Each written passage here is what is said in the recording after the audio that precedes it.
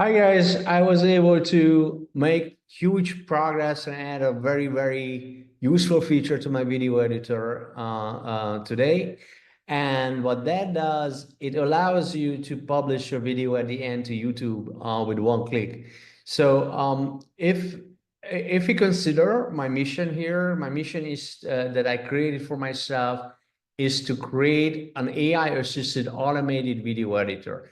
You should not have to worry about the boring, laborsome tasks of editing your videos that can be automated. You should be able to concentrate on what you want to present, and you should be able to create videos regularly now that you have more productivity, right? That's the goal. So if you look at that, a big part of that is publishing the video, because if you want to put your content out into onto multiple platforms, what you will find is that it's going to take a lot of time. So it usually takes quite a bit of time. The more platforms you're trying to publish it to.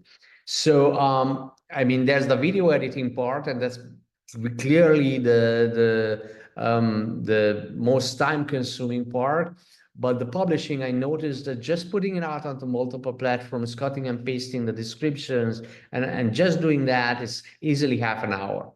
So what I did is, if you guys look at the screen, this is one of my videos that I published the other day. So this is the workflow. This is how you create the video. And again, that's a one-click thing. It's part of my philosophy of fully automated video editing. So with one click, you do all the steps and creates the video for you. And of course, you can change these steps along the way. Um, and then, so it generates the thumbnails for you, which you can reject or accept, and you can ask for it to be regenerated, but it does one for you automatically, which is a good thing, because that means that if you like everything the way it happened, you don't have to spend time on doing the smaller tasks. You only have to intervene if you don't like what the AI or what my tool produced for you, or the automation produced for you. So here I have this video, and what I did was I added two extra buttons here.